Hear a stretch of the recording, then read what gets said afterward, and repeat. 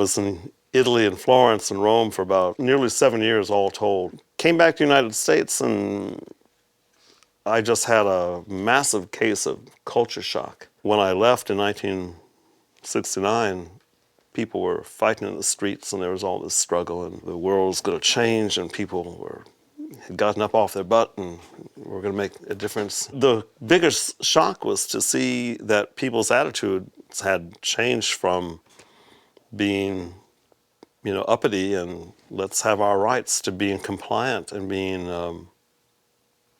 resigned. I think that was a strong turning point for me. It was right when punk rock was rearing its ugly head. What made punk take off, I think, and so many people starting their own bands, it was very do-it-yourself. It seemed like that music said anything is possible. In '77, when it started to gather momentum, especially in San Francisco, it was always more of an art movement than a music. Anybody could do this. I could do this. And a lot of the artwork at the time looked very much like the Dada period. Things just cut out of something else and slapped together. From the very beginning, punk's visual art was deliberately simple, DIY. Anybody could make it if you had a demented enough brain. All it took was scissors or a razor blade and some glue, and you could make collages. And go and slap them up all over the city. So I would make up bands that didn't exist. Bullshit names that were completely oddball names. And I'd make up the clubs too. There's no Rat Cage, I just made it up. Room 101, and I'd make up an address, that was a fake address. It was usually a vacant lot someplace. And then people, later on, I heard from people who would say, oh man, that was really a drag because we went down to that place to check it out. And there was nothing. Oh, I guess they changed their address at the last minute. Sorry. That was my participation. And then people who had bands would say, oh yeah, we saw your flyers for the Dropouts. Where are they? Oh yeah, they broke up. They're back in Cleveland now. Can you make a flyer for our band? And so I kind of started that way. We don't need anybody to paint us some Fillmore-type psychedelic posters. We don't need complicated stuff. We can just make it all by ourselves, and one wicked idea, especially one that's going to offend almost everybody who sees it, that's the way to go. For me, the most dangerous bands were always the most interesting. The ones that scared my mom the most were the most interesting. And the Dead Kennedys were just like, she saw the name and was immediately, it was like, oh, great. It was scary, right? A friend of mine who was working with me at the time said, she kept looking at my things, said, you should meet my friend Biafra. He's got this band. You guys think a whole lot alike. And I thought, well, then he must be crazy, because if I'm already half insane, then I'm not sure. But she said, no, you should check it out. And then finally, like a few weeks later, she said, here's this new 45. Give it a spin. It was California Ubralis. And the Dead Kennedys we'd see all the time at this place, The Other Mass. And Jello was like, he was really wild. Okay, this song is gonna end unless you turn off those goddamn lights. So I sent off a postcard of one of my pieces, and he wrote back and said, send more. From that point on, we have been partners in crime. He and I hit it off really well, really fast.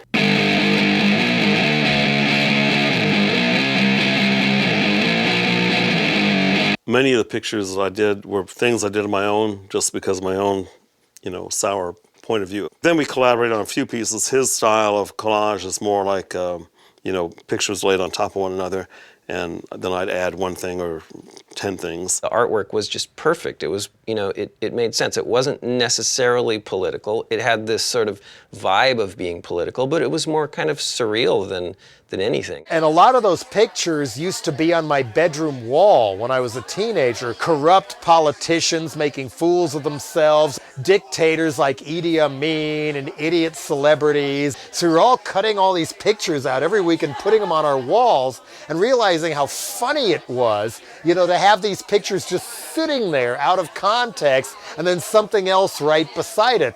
Those Shriners in the parade on the cover to Frankenchrist, that was part of my bedroom wall too. And that was the one a lot of my friends laughed at first, was that one. Later, when I moved to San Francisco, I took a lot of those pictures down because I wanted to make a new wall, and I never wound up making the wall, but I had the pictures. And then when we were finishing with Fresh Fruit, I thought, wow, I should try and do something this. And I was really inspired by the art of Crass and G. Voucher and the big fold-outs they made. And I thought, I know what I'll do. What if Crass was funny? And mine was more like to cut things together so that they'd actually be interwoven. It's actually done to make it look like it was born that way. And that's a guy standing in front of a train hovering over Niagara Falls. I didn't know they built trains over Niagara Falls. Well, they can't, but you can if you use a razor blade and glue. You can suddenly change the whole world. That's why collage, I think, has a certain impact, because taking images from diverse sources shocks the mind, because we're used to seeing things in context. And so I guess in a way, Winston and I to this day are kind of joined at the artistic hip, because his art is so associated with me and my art is so associated with him. Now, most of the collages I see, even the ones that are done digitally, they're done Winston style. Winston is the blueprint. I mean, he's probably the most influential collage artist of the past 40 or 50 years in the long run, maybe 100.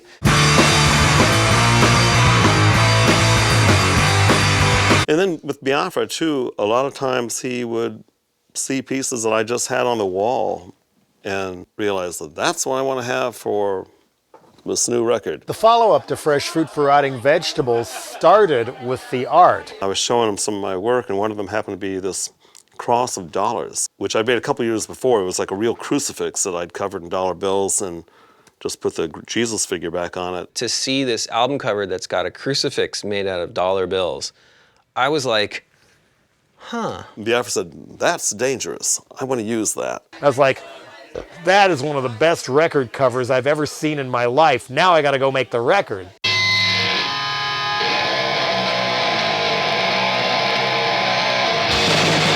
One night Biafra called me up and said, you know, so is there any chance you could do like an emblem? Even the word logo didn't exist at that point. Like an emblem or a symbol that would incorporate the letter D and letter K. And then I thought, you know, we needed some really simple thing, so simple that it could be easily graffitied. A sad example is the way Hitler and the Nazis co-opted the swastika and turned it into something that now scares the living daylights out of people on sight. I mean, I wanted something that powerful if I could get it. And I think Winston and I did have that discussion before he went to work on bringing the DK logo concept to life. It's like Coca-Cola or the Nike Swoostica. As sick as it sounds, I mean, Hollywood tells you now, hey, Jello, you're a brand. You have to be careful about managing your brand. I'm not a brand, I'm a person. But at the same time, I recognize that that thing is a precious thing to be respected, used wisely. Always go for something that's going to grab people. I wanted to deliberately create something that was going to be easy to make, you know, that you wouldn't have to have an art degree to do.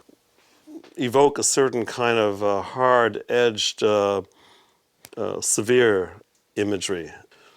Dead K's are not known for peaceful, lilting melodies. So this song is dedicated to Diane Banker Butt Liquor Margaret Thatcher Feinstein.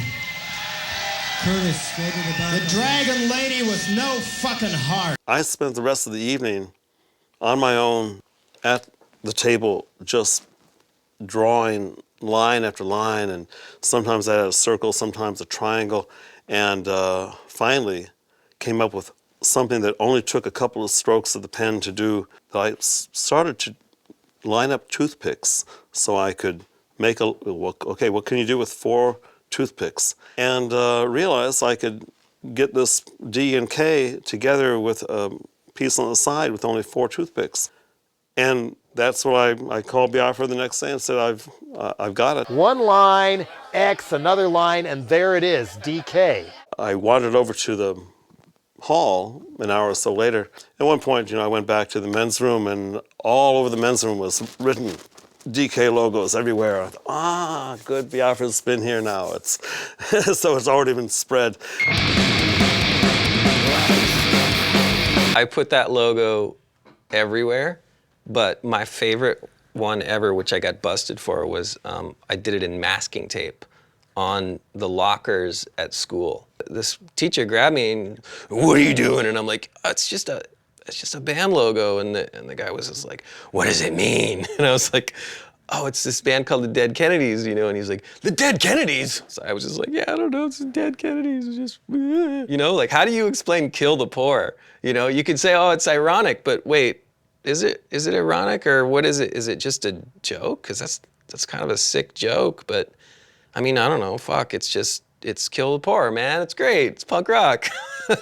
I'm glad it was easy to reproduce, because I've seen it on tattoos and on graffiti. This kind of disease could be spread if you kept your logo simple enough. I keep thinking, damn, if I had just gotten royalties off of tattoos and graffiti, I'd be rich. I don't think it's a totally genius idea. I don't think it's a masterpiece. It's just a little clever kind of angular symbol. I'm shocked that it still is around. I'm shocked that there's people who appreciate it, and I'm shocked that the movement actually lasted a whole lot longer than Hippy Dippy Trip or the beatnik scene. I think it shows you maybe that hate and aggression has more power to endure than peace, love, and and love beats. Still hoping that people will influence positively by it, and that people will continue to, utilize it as a symbol of stand up, don't sit down. And like I say, we may not win, but let's not go down without a fight.